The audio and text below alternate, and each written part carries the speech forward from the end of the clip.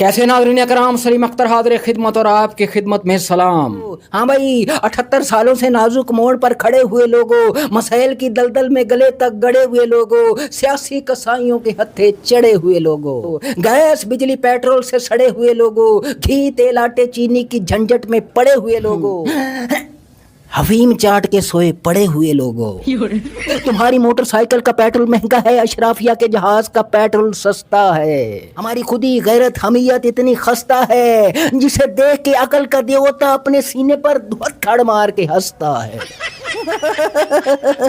पंजाब सरकार तुम्हारे लिए खतरनाक काला कानून ला रही है, जिसे वो समाजी दुश्मन अनासर की आड़ में अपने जाती अनाद की बुनियाद पर अपने सियासी मुखालिफिन को, सोशल मीडिया पर जुल्म के खिलाफ आवाज उठाने वाले सारिफिन को इसमें निशाना बनाया जा सकता है, जिसमें 6 सरकारी अफसरान का टोला मावराए अदालत किसी को भी मुजरिम ठहरा सकता है, उसे उठा सकता है, उसके सोशल मीडिया अकाउंट को, उसके मकान दुकान और सारे सामान को जब्त किया जा सकता है। यानी सरकार के हुक्म पर आपके पैरों से जमीन खींचकर सर पर आसमान गिराया जा सकता है। यानी तुम्हारी बुज़दिली को देखते हुए बारी बारी तुम्हें इबरत का निशान बनाया जा सकता है। पंजाब असेंबली में जब ये कानून आया तो स्पीकर साहब बोले कि हजरत, ये अंग्रेज दौर के काले कानून से भी ज्यादा सख्त कहां से लेके आ गए तुम। जिसके बाद नून लीग के एमपीए साहब बोले कि हजरत, ये बिल मैं नहीं लेके आया, इस बिल के पीछे मरीम नवाज है, उनकी मुशावरत से आया है। ये सब देखने के बाद अच्छन भाई ने मुझे जगाया, जगाकर हुक्म सादिर फरमाया कि जाओ अपने ज़मीर समेत लंबी तान के सोए हुए अवाम को जगाओ, जगाकर उन्हें बताओ कि हम पैदा हुए, कमाया धमाया, बच्चे पैदा किए, हमने उन बच्चों को इनके बोझ तले परवान चढ़ाया और मर गए, कोई जानता नहीं, कोई नाम लेवा नहीं, कब्रों के ऊपर कब्रें बनी, फिर उनके भी निशान मिट गए,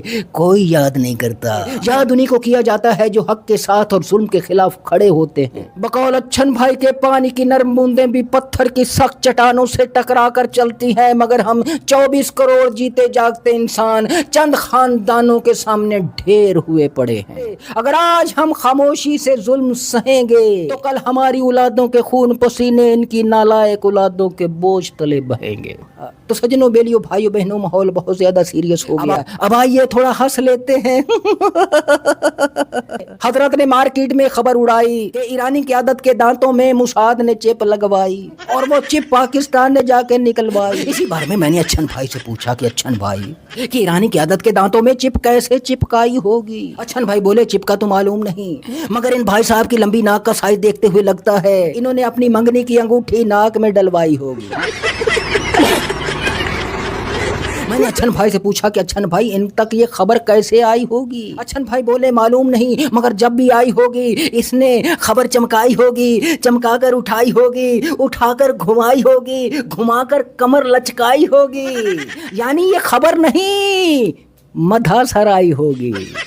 बेलियो, भाई बहनों, हमारी बुज़दिली को हमारे अंदर कूट कूट कर भरी हुई गुलामी को देखते हुए नए नए कवानीन आ रहे हैं। ये इनकी हुकूमत, जाली सरकार की हुकूमत जालसाजी पर खड़ी है, जालसाजी पर खड़ी है, नौसरबाजी पर खड़ी है, दगाबाजी पर खड़ी है, मुकदमेबाजी पर खड़ी है और ऐसी जालिमाना कानून साजी पर खड़ी है। बकौल अच्छन भाई के, इन्होंने नेपाल, बांग्लादेश, श्रीलंका से सीखा है, हमारी आवाम ने नहीं सीखा। वहाँ की जेनजी जो बाहर निकल करके आई थी और उन्होंने तिया पांचा उल्टा कर दिया था अपने हुक्मरानों का, हम तो नहीं उन्हें देख करके सीखे, हमने कोई सबक नहीं पकड़ा, मगर इन्होंने सबक पकड़ लिया है।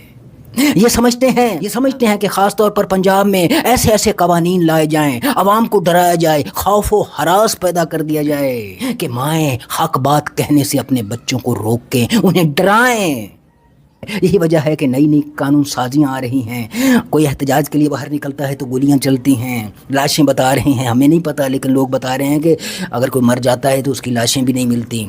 इसके में कहाँ तक सच है मुझे नहीं पता, लेकिन ये सब खौफ व हरास फैलाया जा रहा है कि अवाम जो है जो हमेशा से गुलाम रही है, गुलाम रहे, गुलाम जिए, गुलाम मरे और मर कर गुलाम हमारी औलादों के लिए पैदा करके छोड़ जाए। खुदा हम सब का हामी नासिर हो। पाकिस्तान जिंदाबाद।